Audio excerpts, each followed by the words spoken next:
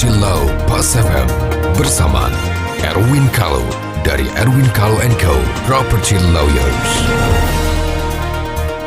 Mitra bisnis Pas FM dimanapun Anda berada. Jumpa lagi dengan saya Erwin Kalau dalam acara Property Law. Senang sekali mendapatkan banyak pertanyaan daripada pendengar Pas FM. Kali ini pertanyaannya tentang sita. Jadi rumah kami, ya ini dari Ibu X lah ya, nggak mau disebut namanya. Rumah kami ya mau dibeli, sudah PPJB tapi belum lunas. Ya, ternyata si calon pembeli itu terkena kasus korupsi. Ya, terkena kasus korupsi, lalu kejaksaan sebagai penyidik mau menyita rumah itu karena dianggap itu sudah dibeli oleh si X tadi yang tersangka koruptor tadi. Apa yang kita bisa lakukan? Apakah bisa disita begitu saja? Nah, saya jawab bahwa ini memang ada beberapa kejadian terjadi di developer juga ada terjadi. Suatu ketika kejaksaan menyita beberapa unit rumah yang dibeli salah satu koperasi yang bermasalah, ya ternyata itu baru PPJB.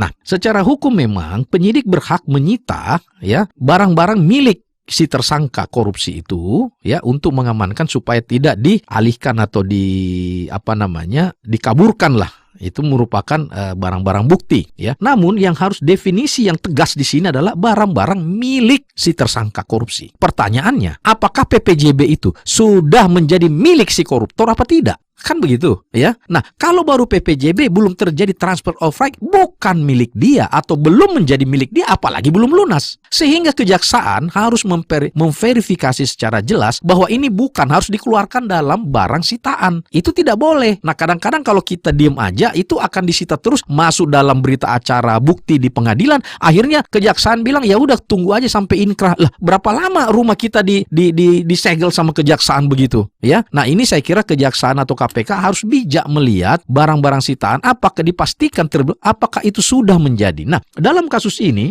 ya Ibu, ini belum menjadi milik. Jadi kejaksaan tidak berhak untuk menyita rumah itu. Ya, yang Ibu lakukan adalah bikin surat keberatan kepada kejaksaan setempat menjelaskan duduk persoalannya. Ya, jadi karena bukan menjadi, dia harus dilepaskan.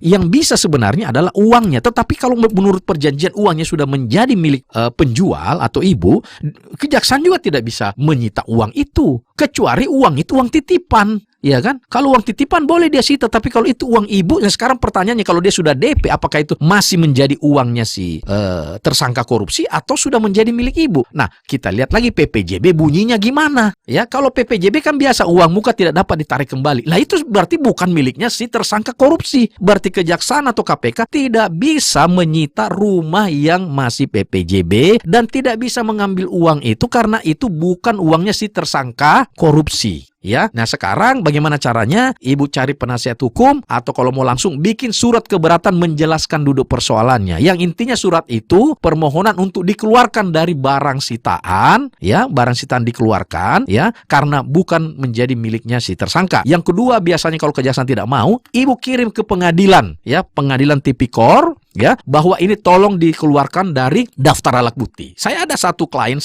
akhirnya karena dia ngurusnya setengah-setengah atau cuma nanya-nanya, tidak legal formal, akhirnya kejaksa ikut di sidang. Akhirnya jaksa terakhir tahu, oh iya bukan. Tapi sudah terlanjur masuk dalam daftar barang bukti. Akhirnya ikut di sidang sampai tunggu Mahkamah Agung. Lah kan kasihan orangnya. Ya, jadi di sini kejaksaan menzalimi orang yang tidak bersalah. Ya, jadi kehati-hatian sangat dibutuhkan di dalam penegakan hukum ini, yaitu para penyidik baik dari kejaksaan maupun dari pihak KPK. Ya, semoga ini menjadi pencerahan bagi Ibu. Alhamdulillah kalau para jaksa, penyidik dan KPK mendengar ini, tolong ini menjadi perhatian supaya Anda tidak menzalimi masyarakat yang tidak bersalah. Terima kasih, sampai jumpa.